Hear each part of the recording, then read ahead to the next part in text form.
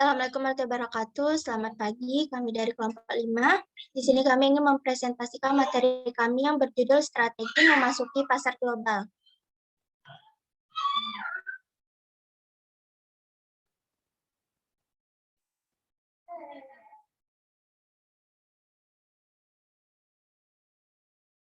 Di sini ada nama anggota. Yang pertama ada Asyifa Khairunisa, yang kedua Arum Astriani Pangesti, yang ketiga Nadila Janatul Zahri, dan yang keempat Nihan Prawitasari, dan yang kelima Selvi Yohana. Yang pertama akan dibacakan oleh Nadila Janatul Zahri. Yang pertama ada pengertian pasar global. Pasar global adalah pasar transaksi antara penjual dan pembeli yang mencakup seluruh dunia, sehingga transaksi dan proses pemasaran terjadi antara suatu negara dengan negara lain. Pasar global didorong karena adanya kebutuhan negara untuk mencukupi warganya. Suatu negara memiliki sumber daya alam dan variasi yang terbatas. Oleh karena itu, demi memuaskan kebutuhan warganya, akan terjadi transaksi impor, yaitu membeli barang dari suatu negara ke negaranya, atau ekspor, yaitu menjual barang dari negaranya ke negara lain demi mencukupi kebutuhan pada negara tersebut. Selanjutnya akan dibacakan oleh Selvi Yohana. Yang kedua ada keuntungan pasar global. Keuntungan pasar global ini memiliki 5. Yang pertama, semakin banyaknya konsumen. Yang kedua, luasnya jalur distribusi pasar global. Yang ketiga, keuntungan berlipat. Yang keempat, terbukanya kesempatan. Dan yang kelima, naiknya eksistensi perusahaan. Secara singkat, yang pertama yaitu semakin banyaknya konsumen. Semakin banyaknya konsumen berarti semakin banyaknya cakupan manusia. Tentunya akan berbanding lurus dengan banyaknya konsumen. Jika konsumen kita ketika berjalan hanya di Indonesia saja itu sekitar 1.000 orang. Tapi ketika kita memperluasnya, maka konsumen kita akan jauh, seperti bisa ke negara-negara lain dan bisa menambah konsumen. Lalu yang kedua, luasnya jalur distribusi pasar global. Distribusi produk tentunya akan semakin luas. Yang awalnya kita hanya membuat hanya di Indonesia saja, lalu bisa menyebar ke negara tetangga Singapura ataupun Malaysia. Lalu yang ketiga ada keuntungan berlipat. Karena distribusi yang meluas dan konsumen yang banyak, sehingga keuntungan kita pastinya akan berlipat. Lalu yang keempat, terbukanya kesempatan. Dengan pemasaran yang lebih luas dan pemerintah konsumen yang semakin beragam akan membuka banyaknya kesempatan produk atau jasa untuk berkembang. Selain itu, kemajuan teknologi dan informasi membuat semua menjadi hal yang sangat mungkin. Lalu yang terakhir, yang kelima, naiknya eksistensi perusahaan. Perusahaan akan semakin eksis karena merek-merek produk ada di beberapa negara. Itu sangat-sangat menguntungkan bagi kita karena produk kita udah dikenal dari berbagai macam negara. Selanjutnya akan dibacakan oleh Nihan Prawitasari. Selanjutnya, resiko dalam pasar global. Ada 5. Yang pertama, perbedaan regulasi, 2 pajak, 3 bahasa, 4 biaya, 5 proses yang lebih lama. Secara singkat, yang pertama perbedaan regulasi. Negara A dan negara B tentunya akan memiliki kebijakan atau regulasi yang berbeda.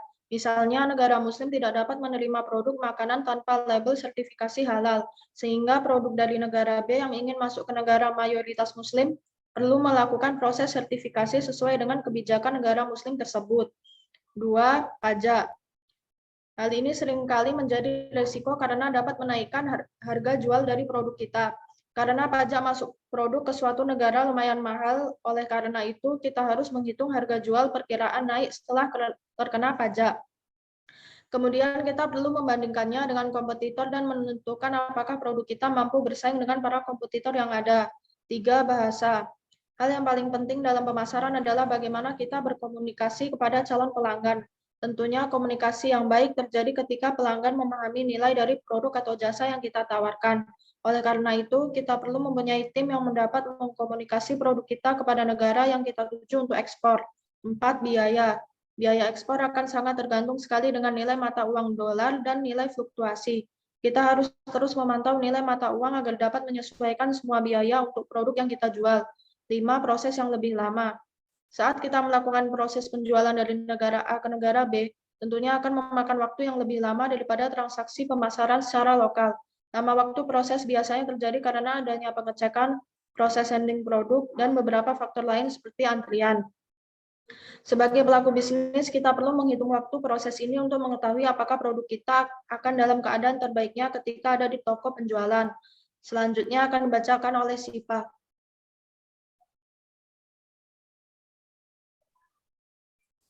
Strategi menghadapi pasar global. Yang pertama, periksa alur kas.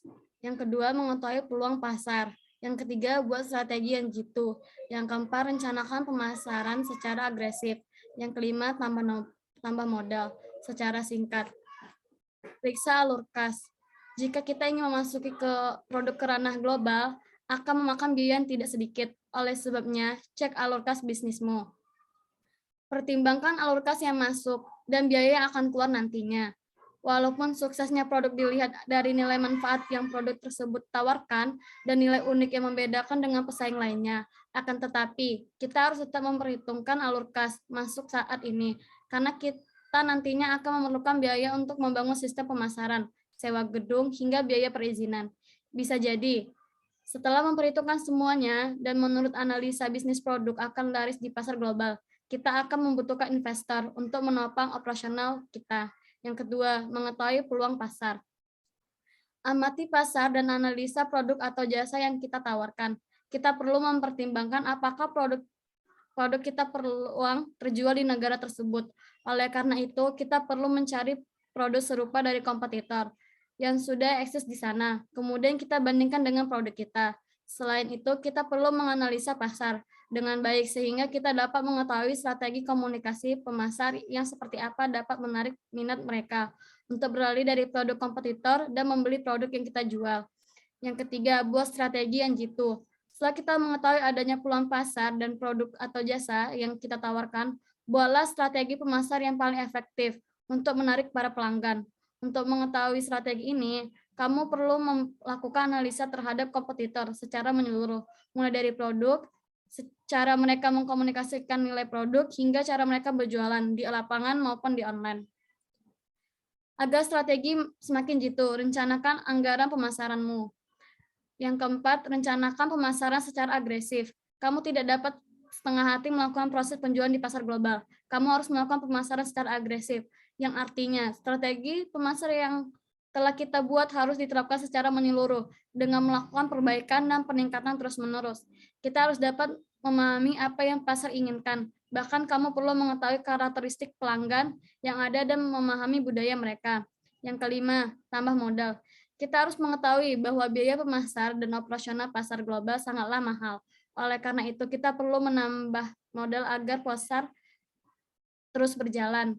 Penambahan modal ini dapat dari pengumpulan keuntungan penjualan saat ini atau dengan meminta tambahan dana kepada para investor. Sehingga sebelum mengekspansi pasar global, kita perlu membuat rencana peningkatan modal sebelum terjun secara langsung. Terlebih, proses ekspansi tentunya akan memakan banyak waktu hingga tahunan.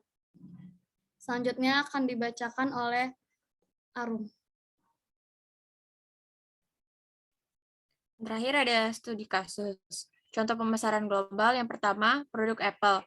Seluruh produk Apple dapat kamu temukan hampir di seluruh belahan dunia, mulai dari smartphone hingga ke aksesoris jam tangan. Banyak negara yang melakukan impor produk Apple karena keinginan konsumen terhadap produk tersebut sangatlah tinggi. Hal tersebut pun membuktikan bahwa pemasaran secara internasional dan dari produk Apple sudah berhasil. Yang kedua, produk Indomie. Sebagai orang Indonesia, rasanya tidak mungkin jika kita tidak pernah mencoba produk ini. Indomie saat ini sudah melakukan ekspor yang banyak ke banyak negara. Hal ini pun membuktikan bahwa produk dalam negeri tidak kalah hebatnya dapat menghadapi persaingan secara internasional. Selanjutnya, saya kembalikan ke moderator. Sekian dari presentasi dari kelompok kami. Mohon maaf bila ada kesalahan. Wabillahi taufiq wal hidayah. Wassalamualaikum warahmatullahi wabarakatuh.